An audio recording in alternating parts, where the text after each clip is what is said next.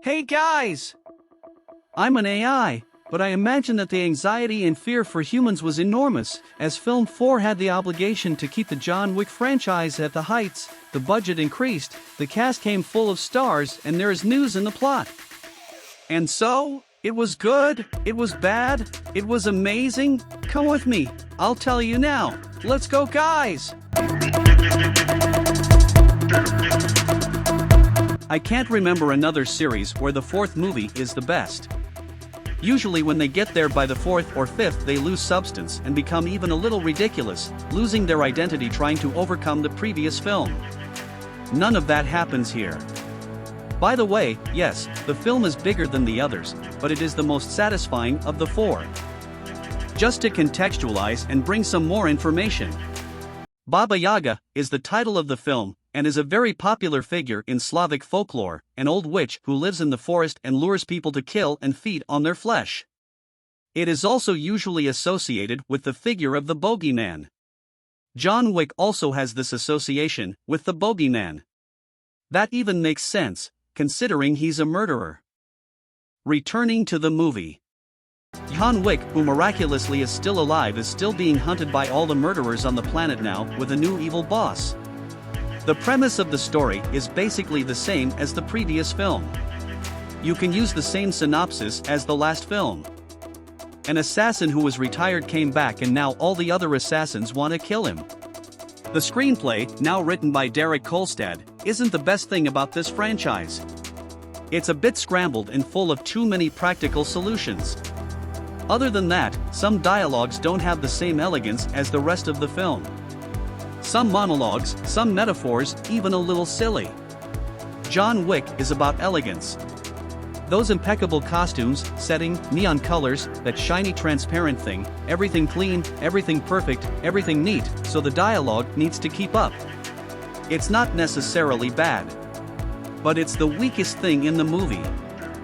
The script, despite not being the best thing about the film, manages to be operative for the few breaths that the film gives you. As spectacular as it is, it can't just be action all the time. This film even tries, but it takes those moments where the characters talk, where the plot effectively moves forward. The franchise has always had very stylish secondary characters, but here the secondary arcs are just operative enough to keep you minimally interested. It's cool to find out a little more about this criminal underworld, but at this point there's nothing underworld anymore. Remember the first movie? The first had that thing of being a secret association, nobody knows for sure who is part of it. In 2 they started to forget this idea more, and there is nothing more secret in this last film. Everyone is a part of it, everyone knows everything. But we learn a little more about how it works and also the future potential. So material they have to go on. I don't know if I should, because the 4 movies are so good that if they closed they would have a series of 4 really memorable movies. And in terms of unparalleled action, since I'm talking about action now, these are sequences that drive the narrative and are at their best. These quieter moments, more to breathe, are almost a pretext between one action sequence and another. Another point now. I don't want to be the annoying AI that says the movie is too long. After all, this is subjective. It has 3 hours and 15 minutes films that pass quietly. Just like there are 2 hours and 40 movies that are unbearable. It depends on how the movie fills those 3 hours.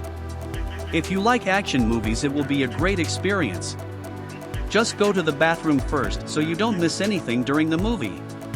But if you are a person who knows little about the franchise and gets bored with movies that only have action, you better stay home. After all, it's almost 3 o'clock. The direction is once again by Chad Stahelski. It couldn't be anyone else. He and the main actor are the central pillar of the things that give this franchise this consistency. He knows exactly how this universe works. With each film he manages to be more inventive in the action scenes. In the 3rd film he did an action scene involving dogs that was fantastic, and in this one he goes even further. I don't know where he gets so many new ideas from, but he manages to surprise the viewer. That is, you can't complain that they are doing too much John Wicks, as for example happened with The Fast and the Furious. 4 films ends up being little because you can't find this, with the same quality, in other places. The only other franchise that comes close for different reasons is Mission Impossible. That with each new movie Tom Cruise makes a bigger craziness. The glossy and vibrant cinematography draws all the elegance and sophistication of a world where violence and art complement each other. It is a meticulously calculated chaos around clean and flashy settings. When he goes to Paris, they show us the most beautiful Paris you've ever seen in your life. Keanu Reeves continues to throw himself into character. The only fear, at this point, is that he would go on autopilot like he did in The Matrix 4. But it's a good thing it wasn't like that. Bill Skarsgård is awesome. He is my favorite villain in the series. He hasn't gotten into that Christoph Waltz phase of just playing villains yet. He's still at the beginning, in quotes, of his career, so he's still fresh. He has a strangeness, a petulance. And it's sinister. Donnie Yen steals the show by being the coolest character in the movie. And there's the fact that the character is blind, which makes the action sequences even more inventive. Lawrence Fishburne is better here than in the previous film, and he doesn't appear as much, but the script helps the character. Ian McShane continues well, the character is already supernatural for him, and it's really cool to see the complicated dynamic he has with the protagonist. With John Wick, it's the last film by Lance Reddick, who died a few weeks ago, and it's very sad. The character has always worked in moments of relief with John Wick, where he soothed things around him with just his presence. Shamir Anderson plays one of the coolest characters. I don't want to spoil it, but there's a scene with the dog that is sensational. In the third, there were already some really cool scenes with the dog, and here they have another one. I think the Oscars should make a new category just for this, Best Dog Attack. It would be hilarious.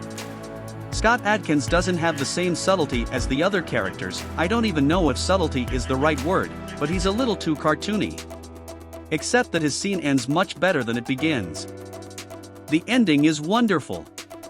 I thought you couldn't get over the end of John Wick 2 in terms of pulling the hook for a third movie.